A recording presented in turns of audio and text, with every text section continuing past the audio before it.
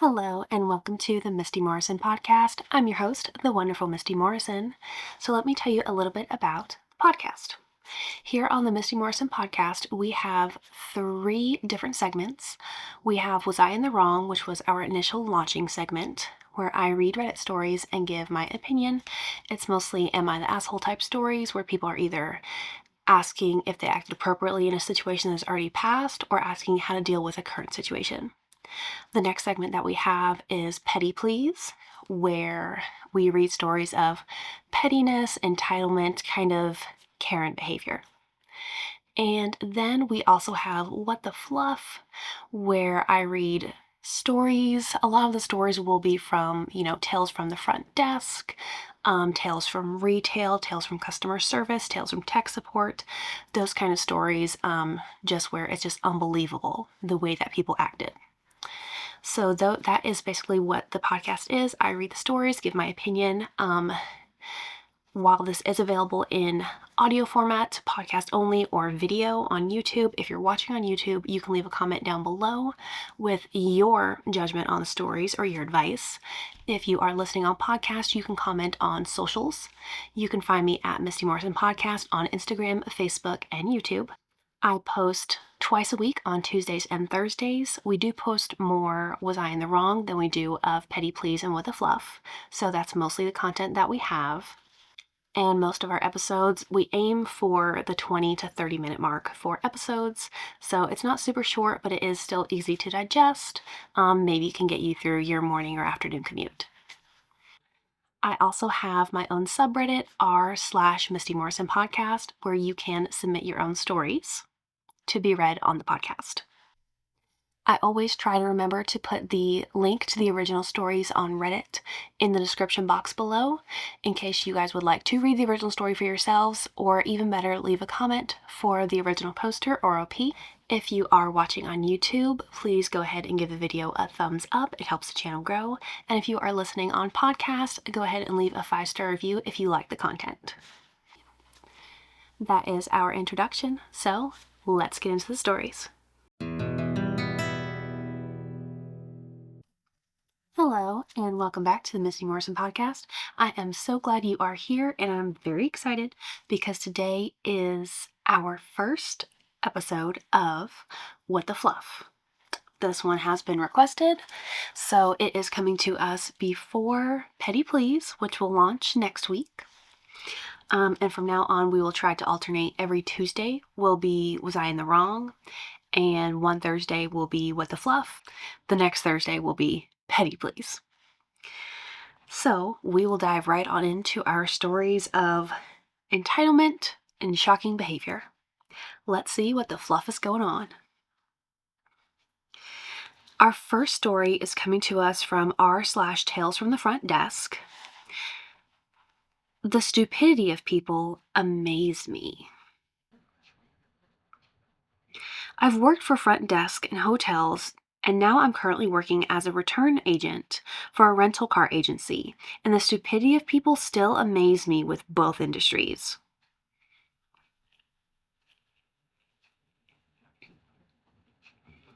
In hotels, I've had people where they make reservations for next year and think that because it's the same dates as today, even though it's next year, that they can check in. Nope, doesn't work that way. Now, working car rental agency, I have people that want to drop off for Hertz, and I work for another car agency with multiple signs saying my agency. Still think they can just drop off with me and that I'll get it to Hertz or return prize. When I tell them no, they need to take it to their respective agency, they say I'm the lazy one for not doing my job. I tell them to be sure to say that in the survey they get at the end of their rental. Another one is the after hours drop. Some people won't put the keys in the drop box, but instead leave the keys in the car. A good way to get a car stolen. People, please learn how to read signs. If you look up and actually try using your eyes, you'll see where to go for your drop-off locations. The amount of times I'm asked, where's Hertz or return prize, is staggering. I want to scream at them, look up at the signs. It shouldn't be hard to find, but people are lazy or stupid or both. It's not my job to know where return price is. I'm not getting paid to be interrupted by your stupidity when I'm with my customer. Yeah, that doesn't surprise me. I'm with you, OP. People are sometimes stupid, sometimes lazy, and painfully, really painfully, sometimes both. Let's see what we have next. Again, this is our first episode of What the Fluff, so bear with me while we figure out what this is going to look like. All right, story number 2 is coming to us from r/Tales from the Front Desk. Demanding guest wanted to check in 12 hours early. Oh, that's so ridiculous. It's funny. Okay. Hello from your friendly night auditor. And friendly is crossed out. In November, I got a call from a guest wanting to make a Valentine's Day reservation. I knew immediately that there would be an issue. I was hoping I would be off the days that they would be here. But here we are. They have called numerous times requesting all sorts of upgrades and comps. They wanted a free upgrade to our nicest suite. They wanted the Valentine's Day package for free. They wanted a free voucher for our restaurant and bar. The Valentine's Day package includes a voucher, but it wouldn't cover a full meal. Probably 50% of a meal for 2 if they don't order drinks. They wanted to know what kind of mattresses we have, and if they don't like it, could it be replaced with a different one? They want coffee from our cafe delivered to their room at 7 a.m. sharp for free. We have complimentary coffee and Keurig in the rooms, but they want our paid cafe's coffee for free. So, free room service. Overall, very demanding, but not overtly rude. They constantly say things like, "We stay here all the time. And this is always done for us." Yeah, right. We have 4 past reservations under their name with numerous notes in each reservation about how demanding they are and not to oblige them, from previous management. Their last day with us was in 2019. And for context, this was posted 17 hours ago. We're in 2025. Let's see, where did I go? I had to scroll to find the date. Okay. But they are very frequent guests. The thing is, they always call in the middle of the night, even after stating multiple times that they will need to speak to management during the day. I always state that I can make their reservation or pass their requests on, but for comp services, they will need to speak to upper management. So far, most of their demands have been met by management. Insert eye roll. So tonight I'm chilling, working on my usual night audit duties when I get a call from them. They're on their way and want to check into their room at 3 a.m. Their check-in date is 2/14/25 at 3 p.m. Nuh-uh. We spoke to someone and they said this would be okay. They could not tell me who they spoke to. They frequently drop the manager's name, so I'm sure they would have brought it up if they had talked to the management. No notes in their reservation about wanting to check in early. We always check in early because we have to drive. The drive is 3 hours. Maybe don't start your trip until noon the next day? Why do you need to be here at 3 a.m.? But no, I know what they're trying to pull, a free night. Anyway, the room and all the equivalent room types are booked for the night. Hallelujah. I tell them this information and guess what? They want a free upgrade. A free upgrade from our nicest room to what? Our rooftop suite? I tell them I can get them into our superior king room for the night. They don't want to pay for a full night, but they're okay with paying for a half night. It doesn't make any sense to them to pay for a full night because they weren't there all day. They said, it's just an early check-in. I said a 12-hour early check-in. Again, I tell them I cannot comp rooms and they will need to speak to management. Then they try the sweet talking. We just love your hotel. We don't stay anywhere else. The service is always fantastic. Thank you. Please leave a review. But you're still going to have to pay for tonight while I'm here. We'll see what happens when they call management tomorrow, but that is not my problem. I'm taking bets on if they get tonight's room for free. My money is on yes, but that's a topic for a different day. Anyway, I'm sitting here waiting for them to arrive, and we will see what kind of shenanigans they try to pull at the desk. I work the next 2 nights while they're here as well, so I'm in for a long couple of days. Update. That was the easiest check-in I've ever done. Very polite and friendly at the desk. No requests or demands. However, I have since received 3 calls from their room with various questions. No demands, but I'm planning on getting riddled with questions all night long. I think they may have an easier time making demands over the phone rather than face-to-face, or they've realized that they're not going to get anything from me and have stopped trying. They will be here for 2 more nights, so more to come, I suppose. Oh, that's a lot. It's really surprising to me how nice they were to you in person, especially given all the notes from their previous visits that said they were demanding. So I hate that I read this one so soon before the rest of the updates from the rest of their stay comes in. I kind of imagine things will get more demanding as the days go on. Or hopefully you're right and they realize that you are not budging and you're the person that's there and they're out of luck this time. Hopefully they've realized that. But yeah, trying to check in at 3 a.m. is wild. So insane to me. But I mean, probably somewhere, sometime, somebody let them do it. So they just tried everywhere. But I am glad that you are sticking to your guns and sticking to the rules and saying, nope, we can't do it. All right, our next story number 3 is coming to us from r/neighbors from hell. My neighbor is suing me for having a loud voice for the 2nd time. And this one is labeled specifically as a vent/rant. So a few years ago, I moved into a rental. There was a rental crisis going on at the time, and it was the only property I was approved for out of the hundreds I applied for. It was in a great location near my work and was a really nice house. I was super thrilled. The real estate passed on an email from the landlord, basically welcoming me to the house. Here's the best local cafe. Here's how the dishwasher works. Oh, by the way, the neighbor is notorious for calling the council. Didn't think too much about this until a few months into the lease. I woke one morning to a parking fine on my car's windshield.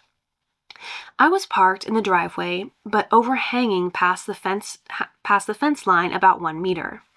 I was pissed off and confused as to why the local council was patrolling an outer suburb to issue parking fines until I remembered the email. So I was like, okay, my neighbor has called the council because I was parked 1 meter past the fence line. For some clarity, this is a share house I was living in. 3 people sharing one driveway that barely fits 2 cars, and given the street is lined both sides with townhouses and apartments, street parking is hard to come by. My neighbor next door, we are both in detached houses with a yard, has a trailer parked on the street in front of her house, centered so it takes up 2 parking spaces. This trailer is completely rusted out, flat tires, you name it, but registered and thus legal to leave it on the street for as long as it's registered. I checked on Google Street View and confirmed with other neighbors that the trailer has been there for at least 25 years. So, TLDR, my neighbor is paying $150 a year to register her broken-ass trailer just so no one will park in front of her house on a busy street while also calling the council on anyone else that parks even slightly out of place. Another night, I had to hang some clothesline on my back deck, so I set up a portable work light, one of those tripod ones you would use to paint a wall. It so happened that the light was pointed into her backyard. Well, you guess it. A few days later, I get a letter in the mailbox from the local council saying a neighbor has reported me for light pollution. I ring the council and they assure me that it's just a formal letter saying someone has made a complaint, and that if what was said is true, and that if what I said was true, that I should just ignore it. Then the next day, the real estate ring me up. They explained to me that despite the landlord instructing them to ignore the neighbors' complaints, they just wanted to let me know that they were receiving so very many of them. Turns out every single time I would have a visitor, even if it was just a relative dropping by for 5 minutes in the middle of the day, she was immediately on the phone to the real estate reporting me for having guests and complain. She would send them weekly updates on the length of the lawn. She would email them if I forgot to take my bins out. At this point, I went and confronted her, asking her what her problem was. This quickly got heated, and she started screaming at me, saying my voice is too loud and I'm being a nuisance. Then the legal shit began. About a year and a half ago, I came home to a statement of claim. My neighbor was suing me for costs, damages, and seeking a permanent injunction to prevent me or anyone else in the house from making any noise, smoke, or light whatsoever. I would later find out that in the 10 months, she had filed over 160 noise complaints to the police. We are talking 2 p.m. on a Sunday for playing my car radio while washing it in my yard. 6 p.m. on a Tuesday for playing an acoustic guitar on the front porch. The police even had stated in one of the reports that they had never detected noise and that they had deemed her to be vexatious complainer. It should also be noted in those 10 months, I had never once had any interactions with the police. 160 complaints, and not once had the police even done so much as issue me a warning. One night in winter, my roommate put 2 logs in a designated fire pit in the front yard and sat around it with his friend. In the lawsuit, she described this as us lighting a bonfire on the front grass and demanded that I replace all the curtains in her entire house due to the damage the smoke caused them. She is claiming damage from inhaling cigarette smoke. We don't even smoke. She is legit taking me to court to try and ban me from having guests be able to smoke a cigarette in my own yard. So after spending thousands of dollars to retain a lawyer, we go to mediation, where she demands that I am to make no noise whatsoever after 7 p.m. 7 days a week. I say this is ridiculous. After 7 hours in mediation, I make it very clear that her demands are absolutely insane, and she has no leg to fall on in regards to her complaint regarding smoke and light. I also explained that it's a share house and that if she has issue with my roommate, she needs to take it up with them and not sue me for their behavior. She changes tactics and claims the main issue is my voice being too loud. Eventually, we settle. She agrees to drop the lawsuit. I agree to limit my speaking outside after 10 p.m. We swap numbers. Almost immediately, she starts harassing me through text. 7 p.m., and I'm inside cooking dinner in the kitchen talking to my roommate, and she's texting me telling me to be quiet. Again, we are in separate detached houses. She basically ignores the mediation and starts harassing us for making reasonable and expected levels of noise at all hours of the day or night. Can't have people around. She called the cops on me for having a phone call with my mother on the back deck on Mother's Day. I block her number, understanding that there is no compromising with crazy. One Saturday night, we have a few guests around.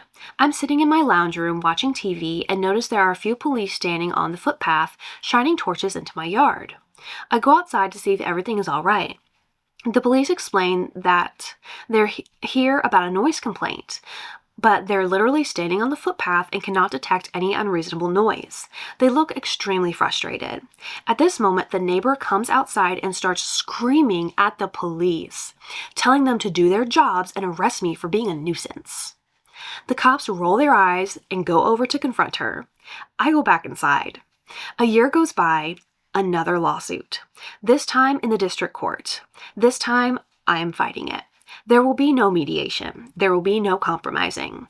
I've gone through the dates she's indicated on the lawsuit. I swear to God, one of the nights is because I was playing a game of Uno in my bedroom with 2 others between 6 p.m. and 9 p.m.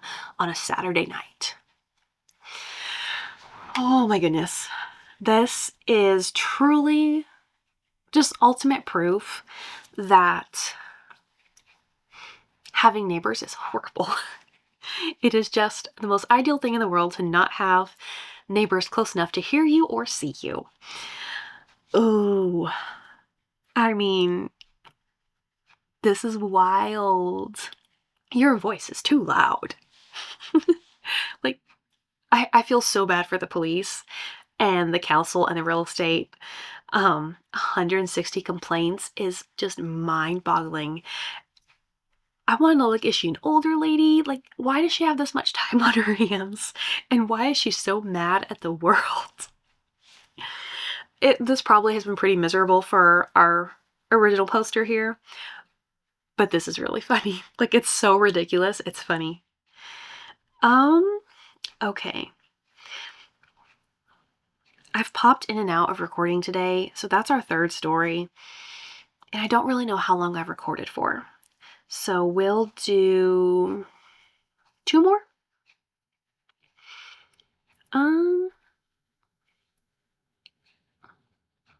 Maybe 1 more because the next one's pretty long. All right. Our fourth story is coming to us from r/entitled people. But nobody told me. I work in the call center for a travel company. We do a little bit of everything, but my specific department deals with the flights. We have several different price points and programs depending on the customer's individual needs, but most folks opt for the cheapest, a BOGO deal. Now, being a BOGO arrangement, these are basic flights, just simple, no frills, get you where you're going sort of things. If you have particular needs, say you only fly a particular airline or you must have premium seats or someone needs to travel with grandma who's on a different reservation, all of that goes through one of our other programs that allows for more customization. All of this is listed on our website, and there's a link to it on the reservation confirmation. And yet, each and every day, I get calls from guests who didn't read the terms and conditions. For the most part, it's fine. It's just part of the job. And then there was Paul. Paul comes onto my line as a blind transfer from another department. This already has me in a sour mood because the typical courtesy at my company is that the other agent comes to me first and provides a reservation number and a quick brief of what's going on. This is for 2 reasons. First, it gives me a minute to anticipate what the call's about and find any relevant information. And second, it prevents the guest from having to repeat themselves, which can make an already irritated caller even worse, which is exactly where I found myself. Fantastic. Before I've even said a word, I hear Paul grumbling and muttering to himself about how this is bullshit. Still, I'm a consummate professional, and after working my entire adult life in customer-facing roles, I'm pretty unflappable. So I pretend I did not hear him, go through my usual security measures, pull up his booking, and ask how I can help. What follows is almost 6 unbroken minutes of him listing everything wrong with the BOGO deal terms and conditions, that he wouldn't be able to choose his airline, and that there may be a layover on his way, and that nobody told him it would be like that. For the record, the thing he was afraid of has not happened yet. It is still only a possibility. Since his flights had at this moment not been issued, I have no idea what they would be, only what the service standards permitted them to be. Because I believe in guests being fully informed of the terms and conditions, I always go through them painstakingly with every caller I speak to. If a guest doesn't take the initiative to read them or to call, well, at a certain point, that's on you. Still, I apologize, and the words have no sooner left my mouth than he snaps, "You're not sorry. Don't say that. You're not sorry." First of all, don't presume to tell me what I am or am not. As it happens, I genuinely am a generally helpful person and will go out of my way to help a guest get what they need for their flights, even if that means not booking air with us. I would much rather lose a sale than have a guest's needs not met. So, ignoring his outburst, I let him know that he's within the time to be able to switch to one of our other programs that would give him what he needs.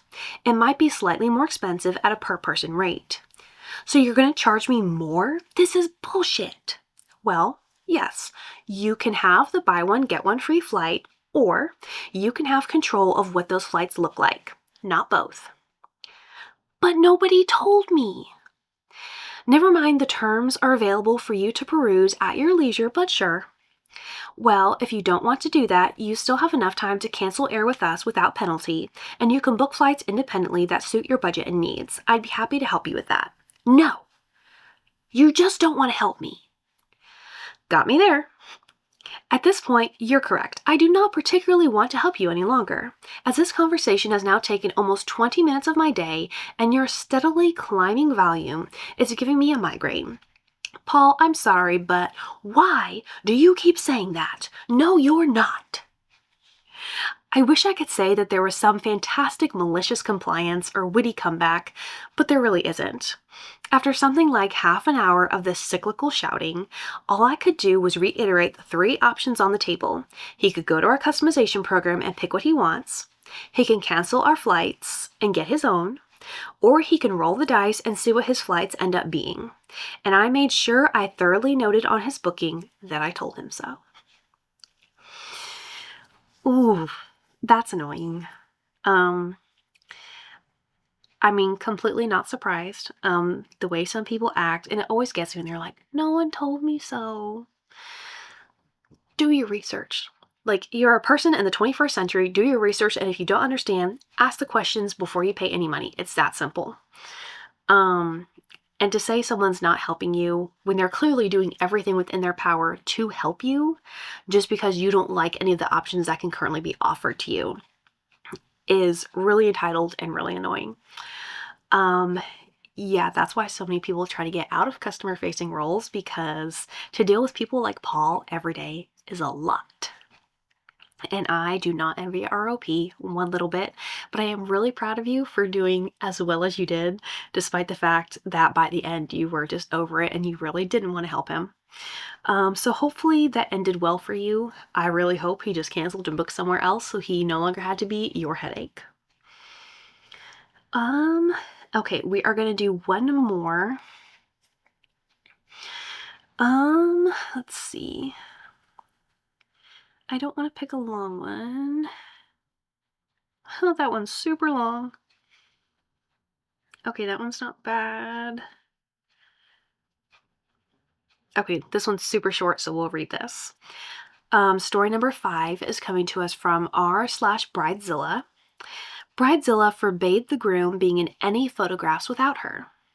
Just as the title states, I used to be her maid of honor, and she was having a rant to me about how horrible her future mother-in-law was because she wanted a wedding photo of the groom with his 2 sisters. She thought that was disrespectful to her as the bride. I tried to talk some sense into her, but I only succeeded in her consenting to a few photos without her in them.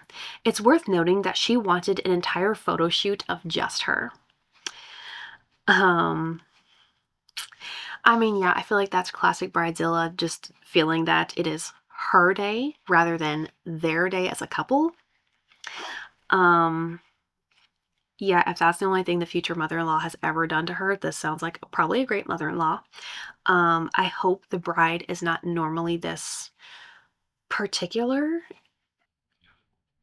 Yeah, if the only request was that she wanted to make sure that there was a picture of just her son with just his sisters on his wedding day, 1,000% reasonable. This bride is definitely being a bridezilla and entitled, and I just hope that's not how she is the rest of the time. I hope the groom and his family are able to get what they want from the day, because I do think, pictures with your family is important. Okay, that is what we had for our very first ever What the Fluff. Yeah, tell me in the comments what you think about this segment, if we want to keep it going. So I will see you next time. Thanks for tuning in. Bye.